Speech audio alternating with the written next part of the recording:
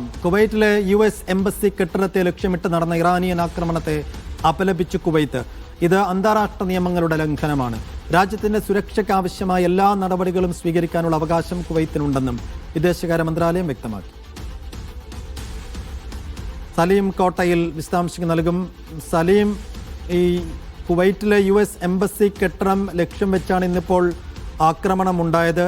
അത് ഫലപ്രദമായി തടയാൻ ഒരുപക്ഷെ കഴിഞ്ഞിട്ടുണ്ടെങ്കിൽ കൂടിയും അതിനെ വലിയ ആശങ്കയോടുകൂടി കുവൈത്ത് നോക്കിക്കാണുന്നുണ്ട്. അതിനുശേഷമുള്ള രാജ്യത്തിന്റെ പ്രതികരണം എങ്ങനെയാണ്? ഷെയ്ഫ്, കഴിഞ്ഞ ദിവസമാണ് എംബസി ലക്ഷ്യമാക്കി ഇറാനിയൻ അക്രമ ശ്രമം നടന്നത്. അതിന് ശക്തമായ രീതിയിലാണ് കുവൈത്ത് പ്രതികരിക്കുന്നത്. ഇന്ന് നേരത്തെ കുവൈത്ത് വിദേശകാര്യ മന്ത്രാലയം US എംബസി കെട്ടിടത്തെ ലക്ഷ്യമിട്ട് നടന്ന ഇറാനിയൻ ആക്രമണത്തെ ശക്തമായി അപലപിച്ച് പ്രസ് റിലീസ് ഇറക്കിയിട്ടുണ്ടായിരുന്നു. അതോടൊപ്പം തന്നെ ഇത്തരം ആക്രമണങ്ങൾ അന്താരാഷ്ട്ര നിയമങ്ങളുടെയും മാനദണ്ഡങ്ങളുടെയും വ്യക്തമായ ലംഘനമാണെന്ന് വിദേശകാര്യ മന്ത്രാലയം വ്യക്തമാക്കിയിട്ടുണ്ട്. സംഘർഷങ്ങളെ തുടർന്ന് നിലവിൽ കുവൈത്തിലെ US എംബസി കോൺസുലർ സേവനങ്ങൾ താൽക്കാലികമായി നിർത്തിവെച്ചിട്ടുണ്ട്. അടുത്തൊരു അറിയിപ്പ് ഉണ്ടാകുന്നതുവരെ എല്ലാ കോൺസുലർ അപ്പോയിന്റ്മെന്റുകളും റദ്ദാക്കിയതായും അമേരിക്കൻ എംബസി അറിയിച്ചിട്ടുണ്ട്.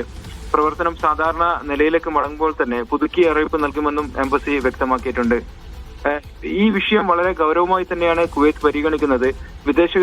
വിദേശകാര്യ മന്ത്രാലയം ശക്തമായി തന്നെ ഇത്തരം ആക്രമണങ്ങൾ ഒരിക്കലും വെച്ചുറപ്പിക്കില്ല എന്ന് കൃത്യമായ സന്ദേശം തന്നെ ഇറാൻ നൽകിയതാണ് പ്രാദേശിക പത്രങ്ങൾ റിപ്പോർട്ട് ചെയ്യുന്നത്. സേഫ്.